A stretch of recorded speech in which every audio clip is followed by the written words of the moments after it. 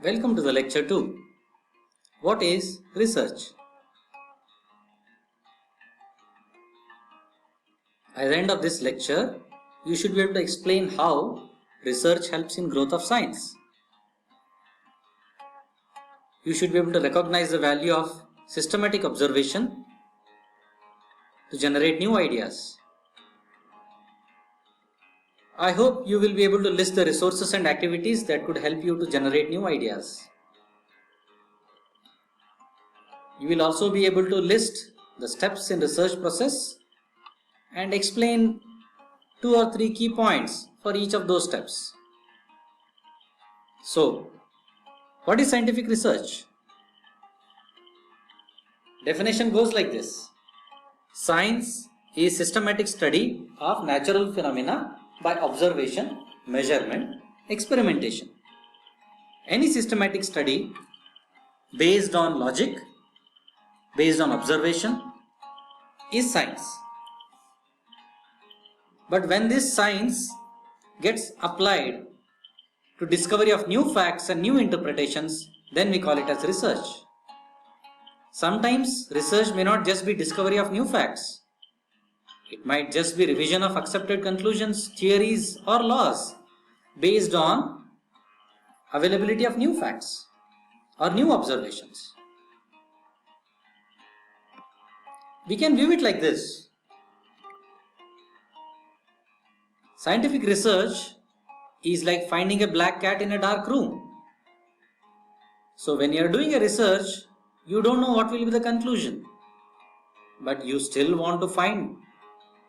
But you don't know what exactly you will be finding because that will come at the end of research. So what you have in control is only your methods. That's the reason we need to study research methodology. So what is research? We will take a look at that. Let's say there is an observed fact. It's a fact because we have observed it and we know it. So if we know something, we simply use it. We apply it. For example, we know penicillin has antibacterial properties. So we prescribe it. So that's not research. That's use of research. We prescribe it scientifically based on research. So we call it as science. Then what is research? Research, instead of basing itself on observed fact, it starts from your awareness about your ignorance. When you are aware of an ignorance, you will think, okay, which observation do I need to make? Which experiment do I need to make? What predictions I need to make and how do I test those predictions? To either accept or reject my assumptions. So that's what is research. Example, at a time when it was not known what were the body organs functioning for example, pancreas. So you can go back, search for a lot of research related to dog related studies in relation to pancreas, where pancreas was removed and then the dogs were seen to have diabetes or increased sugar levels, and that's how they started finding which were the cells involved in that particular process. So when you are aware of your ignorance, you try to experiment or observe and make decisions. That's what is science. But this is not all science. Just observing and experimenting is not all science. There is some more to it. Sometimes we have some things which we assume that they are facts, but actually we are mistaken. In our ignorance, we assume that that's a fact. But we will come to know about our own ignorance once we reflect back. Or a new observation challenges the existing what we think as fact, and then you move on to a type of research where you are critiquing an existing fact, you are re-examining an existing fact and you are finding new evidences. Example, it was thought for a long period of time that the peptic ulcer is simply because of gastric acidity, till a pair of scientists, a pathologist and a general surgeon, decided to look at the biopsies of peptic ulcers. To their surprise, they found a microorganism, H. pylori, and that was something which revised the entire way by which you would treat peptic ulcer. Instead of just treating them by reducing gastric acidity, you would now treat by giving antibacterials. So sometimes research is also revision of an accepted fact. Research is also this. If you are even unaware of your own ignorance, then how can the research happen? So this is what happens when we explore, we are open to new ways of looking beyond your own traditional discipline. Let us say from aeronautical engineering, somebody discovers something and a biochemist is reading it and he draws his own conclusions based on that. So when you are open to new ideas, you will become aware of your own ignorance. So till you are unaware of your own ignorance, you will not be able to move ahead in some areas. For example, there was one point of time when we didn't know what hereditary unit was, DNA was. So we told them, we named them as hereditary units.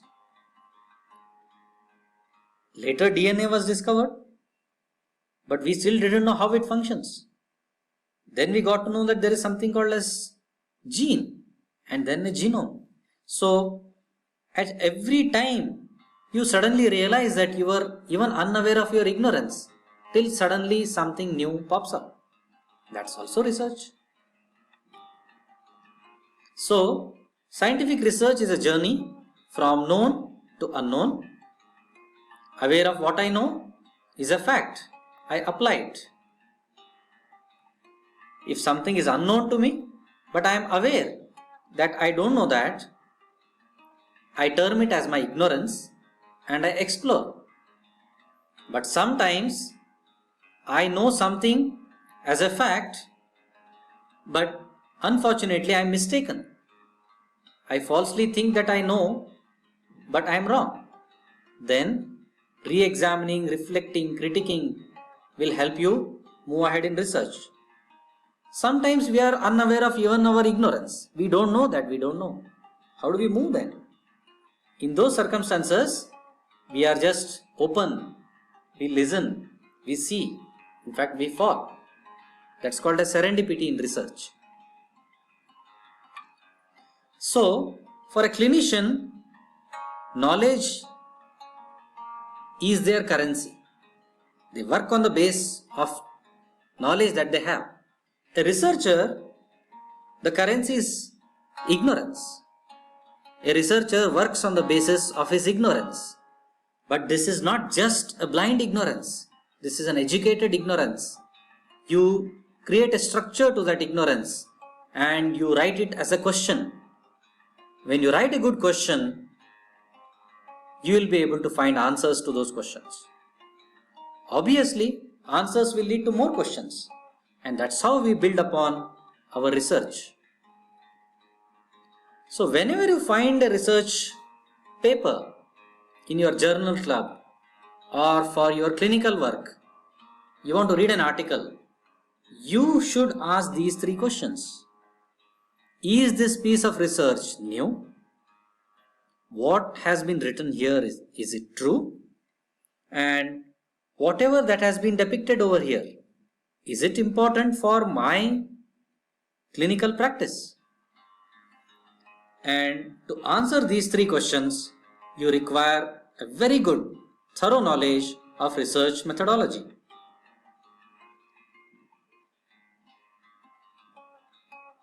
So, to summarize, research happens at the frontier of science.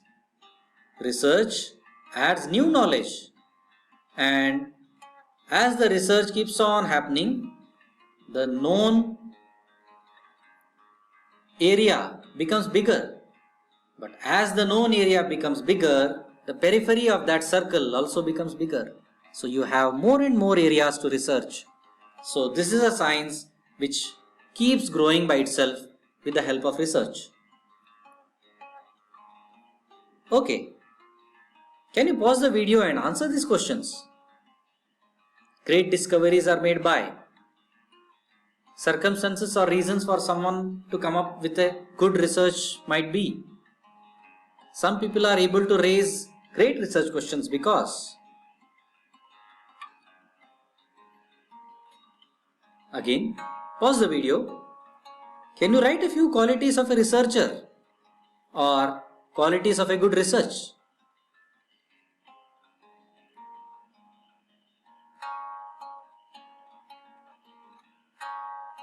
So, there is a big debate in science. That big debate is whether research happens as a eureka moment, as a flash of light, serendipity. Suddenly you discover something. Or is it that discoveries are made by keen observation for a long period of time, like a well-planned research